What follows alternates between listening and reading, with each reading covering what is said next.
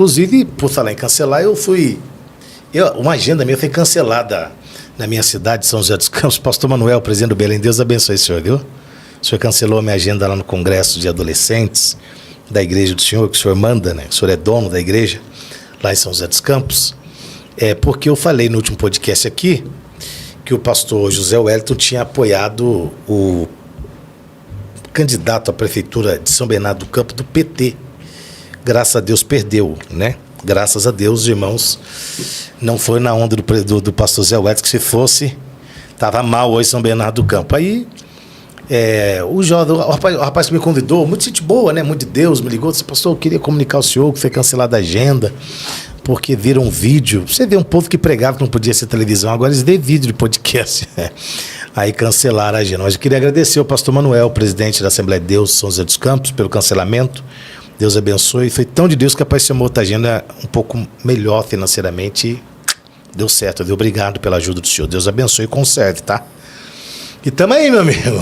Porque se é o pastor Carlos Eduardo que cancela a agenda por causa de outra, seria demonizado, né? Demonizado, mercenário, trocando agenda porque recebeu agenda maior, porque lá ia pagar mais. Mas é normal essas coisas, né? A gente precisa saber lidar com isso, né, Fábio? Precisa saber lidar com isso. Hoje eu tenho muita tranquilidade quanto a essas coisas, esse cancelamento de agenda. É raro os que cancelam, sabe? Raro. Até agora teve ele que cancelou e um outro aí do estado aí do Goiás aí, que não me leva mais na igreja dele, porque num podcast aqui eu falei sobre arrebatamento, ele falou que não podia falar sobre arrebatamento. Não pode falar. Não pode falar sobre arrebatamento? Não, ele falou que confunde a cabeça dos irmãos. Então tem que falar só sobre o quê? Sobre chave, prosperidade, anjo do rebuliço, pacote de vitória. Essas coisas aí. Essa mensagem de autoajuda, né? Que é bom, né? Mensagem de autoajuda.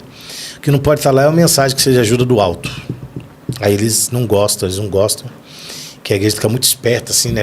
Porque é perigoso não ficar preparado para arrebatamento, né? Não é porque causa muita confusão devido a tantas teorias sobre arrebatamento, vinda de Jesus? Não é que causa confusão. É que se você falar sobre arrebatamento e a vinda de Jesus, parousia e arpazo, eles não vão saber explicar para os crentes, né? Depois é melhor pular essa parte aí. Aí coisas não sabem explicar, eles preferem, passa a parte aí, vão falar só sobre céu, sobre tal. Pula essa parte. É melhor, né?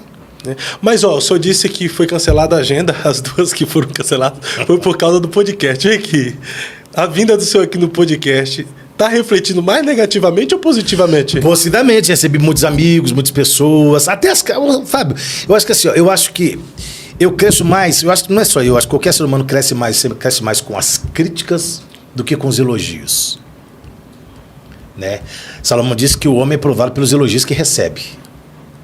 Então, se você receber muito elogio e pirar o cabeção, como Herodes, que recebeu elogio, disse, não é voz de homem, é voz de Deus. E Herodes pirou o cabeção e achou que era Deus, né? E a Bíblia diz que ele expirou comida de bicho. A história diz que ele não morreu no mesmo dia. Levou 7 dias, bichos saindo do umbigo dele, e mesmo assim ele não reconheceu Deus, diz a história. Mas os elogios estão... Assim, mas eu acho bom, assim, de tudo isso, as amizades que você faz, né?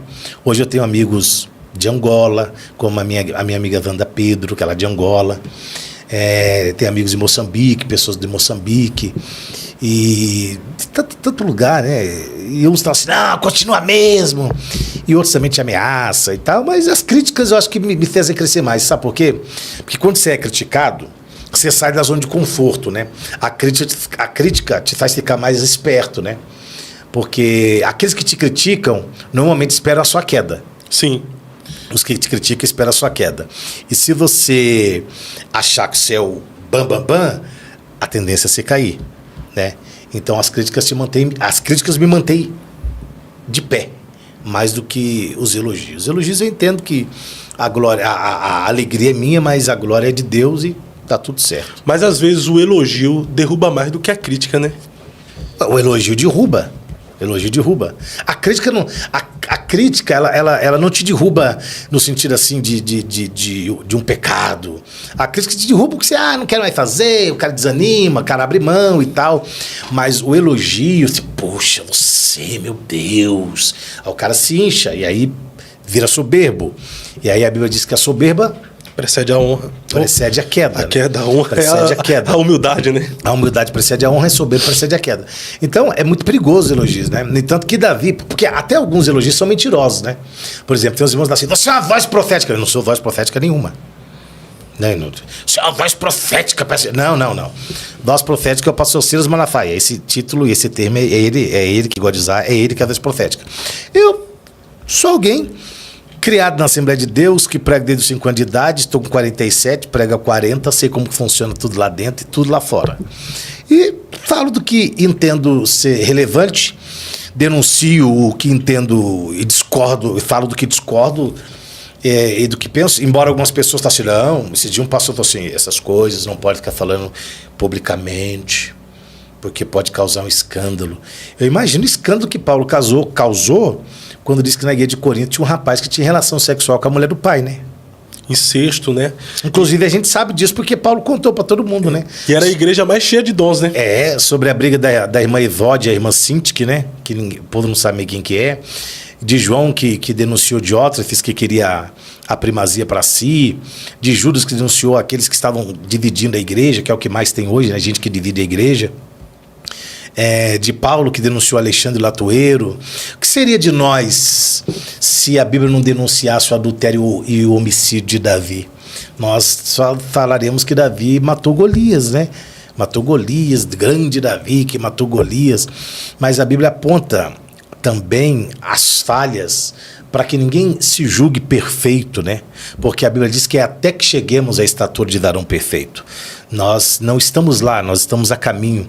A santidade e não santificação, como alguns ainda insistem em dizer, o caminho da santidade e não santificação é um caminho árduo e é um caminho de dia a dia, pouco a pouco, né?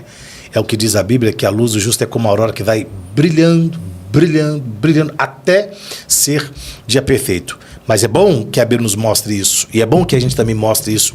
Porque a igreja, o templo em si, é o lugar perfeito para pessoas imperfeitas. Buscando o Cristo perfeito, e o Cristo perfeito nos aperfeiçoa diariamente. É isso aí. Então, estamos aí. Interessante o senhor falar da igreja de Coríntios aí, a igreja aparentemente mais cheia do Espírito Santo, mais cheia dos dons espirituais, a ponto de Paulo escrever uma carta específica falando sobre os dons espirituais. Por exemplo, eles não sabiam, eles tinham tanto dons que não sabiam como usar. Aí se tornava bagunça, um falava em línguas estranhas, o outro falava, aí não tinha intérprete. Aí Paulo falou, olha gente, quando um for falar em línguas, que haja intérprete para que todos compreendam o que está sendo falado. Falar em línguas edifica a si próprio. Mas a igreja tão cheia do Espírito Santo foi praticamente a igreja mais problemática, né? Tão problemática que pode ter que escrever 2 cartas para eles, né?